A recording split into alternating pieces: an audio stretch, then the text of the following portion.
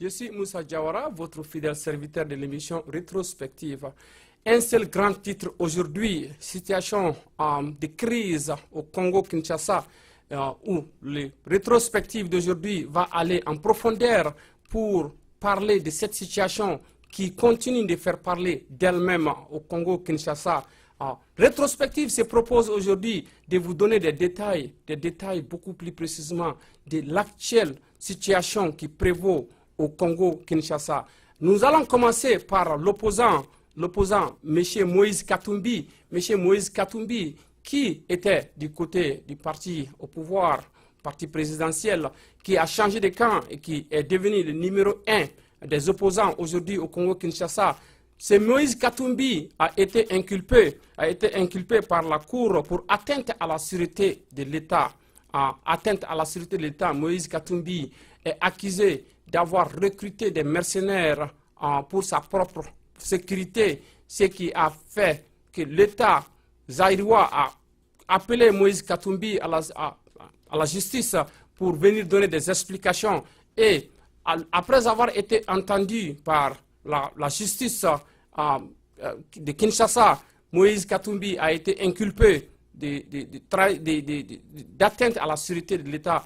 Mais entre-temps, c'est même M. Moïse Katumbi, un jour seulement après son inculpation, a été dépêché en Afrique du Sud, pour cause de santé. Donc, M. Moïse Katumbi est toujours en Afrique du Sud. Il est toujours en Afrique du Sud pour sa santé. La question qui coule sur tous les lèvres, c'est de savoir, M. Moïse Katumbi, après avoir se traité, reviendra-t-il au Congo Zaïre, au Zaïre, pour répondre de ses chefs d'inculpation? Mais pour l'instant, la situation continue de s'ensalir au Congo parce que l'opposition a organisé une très grande marche hier, tout près, jeudi, hier, le 26 mai 2016. L'opposition avait, pour une première fois, avait été autorisée d'organiser une très grande marche. Et cette marche, elle était contre quoi? Elle était contre la décision de la Cour constitutionnelle de permettre à M. Joseph Kabila, président de la République démocratique du Congo, pour éviter qu'il y ait une vacance présidentielle, pour éviter qu'il y ait une vacance dans le gouvernement, qu'au cas où il n'y a pas d'élection d'ici la fin de l'année, que M. Kabila doit rester en place pour que l'État soit une continuité. Que pense de l'opposition de cette situation? Que pensent des hommes politiques de cette situation? Que pensent des politiciens africains de cette situation? Nous allons partir en profondeur aujourd'hui pour vous parler, pour vous donner des informations de que pensent et de qu'est-ce que nous devons nous attendre. Que devons-nous nous attendre pour les jours, les mois à venir? M. Moïse Katumbi, candidat déclaré à la présidentielle, M. Moïse Katumbi, dépêché en Afrique du Sud pour cause de santé, et en même temps l'opposition qui bat les pavés au Congo pour dénoncer la décision de la Cour constitutionnelle. Nous allons interviewer, nous allons faire passer l'interview de certains des hommes politiques aujourd'hui qui vont nous dire de ce qu'ils en pensent de cette décision de la Cour constitutionnelle et de que dit la loi, que dit la constitution du Congo Zaïre, pour que les gens puissent mieux comprendre où en sommes-nous avec cette situation de crise au Zaïre et où nous irons avec cette situation de crise au Zaïre.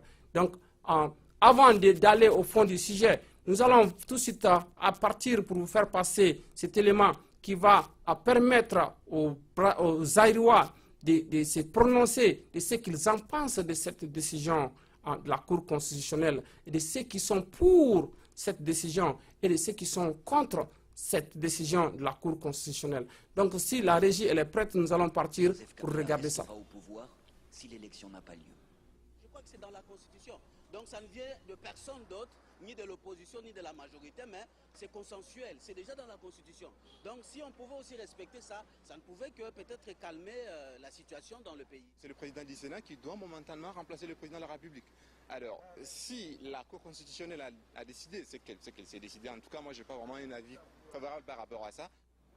L'opposition assure que cette décision ne change rien à ses convictions. Elle veut l'alternance à la fin de l'année, quoi qu'il arrive. Même s'il n'y a pas élection, mais s'il n'y a pas élection, c'est pourquoi il n'y a pas élection? C'est parce que M. Kabila a refusé d'organiser des élections. S'il ne part pas, nous, peuple congolais, leaders de l'opposition, avec notre population, nous allons chasser M. Kabila. Je pèse bien mes mots. Du côté de la majorité, on estime que la Constitution a tout simplement été respectée afin d'éviter un vide au sommet de l'État. La Constitution dit le président termine son mandat à telle date. Si il n'y a aucun président nouvellement élu à qui il doit remettre le pouvoir, eh bien il devra attendre que l'élection désigne un nouveau président et que celui-ci prenne les rênes du pouvoir. Personne ne sait si l'élection aura bien lieu à la fin de l'année, mais en attendant, la tension politique monte de jour en jour à Kinshasa. Merci beaucoup. C'était tout simplement l'avis de certains hommes politiques et des citoyens zaïrois qui se prononçaient sur cette décision de la Cour constitutionnelle qui en a décidé qu'en cas, s'il n'y a pas d'élection organisée et que pour éviter cette vide présidentielle et pour que l'État soit une continuité, que M. le Président de la République, Kabila, doit continuer son mandat avant l'élection d'un nouveau président afin qu'il puisse faire ses passations de service pour se retirer de la scène politique, or pour se retirer comme président. Que pensent des hommes politiques du Congo? Que pensent de ces citoyens au Congo de cette décision de la Cour constitutionnelle? Chacun a son interprétation de la situation. Mais encore une fois, faut-il rappeler que tout cela n'aurait pas dû arriver si les élections prévues pour ces fins d'année avaient déjà commencé, que les préparatifs de cette élection avaient déjà commencé. Mais à la grande surprise des hommes politiques, à la grande surprise de l'opinion nationale et internationale, il s'est avéré que jusqu'à présent, le pouvoir en place, le pouvoir de Kabila, n'a pas fait grande chose pour organiser. Or, la CENI, qui est cette commission indépendante qui doit organiser des élections libres et transparentes, n'ont pas pris les démarches nécessaires pour commencer à organiser cette élection dont le peuple zaïrois attend afin de pouvoir élire un nouveau président. Ce nouveau président, Joseph Kabila, selon la Constitution, ne peut pas être ce nouveau président pour un troisième mandat parce que tout simplement, la Constitution du Zaïre prévoit qu'on peut être président à un mandat une fois renouvelable. Ce qui veut dire qu'il ne peut pas y avoir brigué un troisième mandat après avoir fait 2 mandats déjà de 5 ans. Donc, il n'y a pas question de révision constitutionnelle, il n'y a pas question de référendum. C'est dont attend les hommes politiques, l'opposition zaïrois, est de pouvoir voir les autorités en place organiser des élections libres et transparentes, afin que le Zaïre puisse élire son nouveau président et afin qu'il y ait cette passation de services dont tout le monde attend, cette investiture dont tout le monde attend pour que M. Kabila puisse se retirer de la scène politique ou bien ne pas être président afin qu'un nouveau président démocratiquement élu puisse prendre les destinées du Zaïre et d'en faire quelque chose pour le peuple zaïrois. L'opposition a beaucoup critiqué le jugement de la Cour constitutionnelle. Que dit le jugement de la Cour constitutionnelle? Il pense que d'après un homme politique, encore un opposant de la scène politique zaïroise, qui a bien pris le soin de lire exactement ce que dit la constitution zaïroise et d'aussi de lire et d'écouter attentivement ce que dit la Cour constitutionnelle, ce que la Cour constitutionnelle a dit selon les textes, selon la Constitution, il n'y a pas une grande différence, sinon pour dire qu'il n'y a pas de différence entre ce que dit la Constitution zaïroise et ce que la Cour constitutionnelle a dit. La Cour constitutionnelle, au fait, n'a pas décidé que M. Kabila va y rester au pouvoir éternellement. Mais la Cour constitutionnelle n'a fait que lire ou répéter ce que la Constitution aurait dit. La Constitution dit, qu'est-ce que la Constitution dit? La Constitution dit, au cas où l'État n'arrive pas à organiser les élections d'ici la fin du mandat de M. Kabila, que M. Kabila, comme l'État est une continuité, pour ne pas laisser un vide constitutionnel, que le président qui est présentement M. Kabila doit continuer d'exercer cette fonction de président avant l'élection présidentielle, avant qu'il y ait un nouveau président, pour qu'il puisse enfin transférer le pouvoir à ce nouveau président une fois élu comme président démocratiquement élu du Congo et pouvoir se retirer. Amis téléspectateurs, je pense que la situation au Congo-Zaïre nous interpelle tous. La situation au Congo-Zaïre nous interpelle pour beaucoup de raisons. La première raison, un État digne de ce nom, un État qui se dit démocratique, un État où on sait très bien quand est-ce que le mandat présidentiel doit prendre fin. Je dirais tout simplement que cet État doit être en mesure de donner ses pouvoirs à la Commission nationale indépendante, qui est la CENI, de s'armer des fonds nécessaires, de mettre tout en place pour se rassurer qu'il n'y ait pas de vide constitutionnel, ou pour se rassurer qu'il n'y ait pas de conflit entre le pouvoir en place et les hommes politiques de la gauche, qui est l'opposition.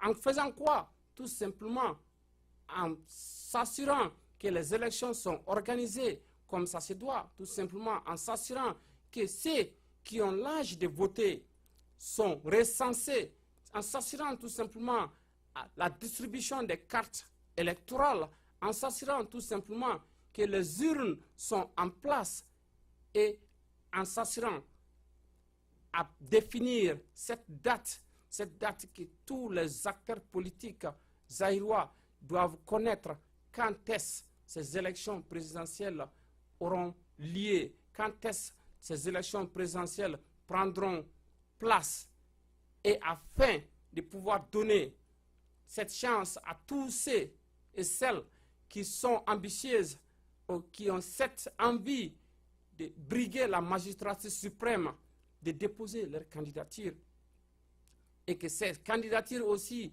passent par les voies normales, acceptées ou rejetées, et afin de pouvoir ouvrir les campagnes présidentielles à ce que tout un chacun fasse, à ce que tout un chacun fait de son mieux pour battre campagne et de proposer au peuple zaïrois leurs plans, leurs projets pour prendre le Zaïre à un autre niveau.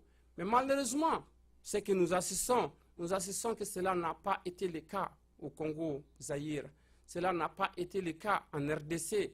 Et ça, nous pouvons l'appeler comme une défaillance politique, une défaillance au niveau du gouvernement en place qui a déjà servi 10 ans.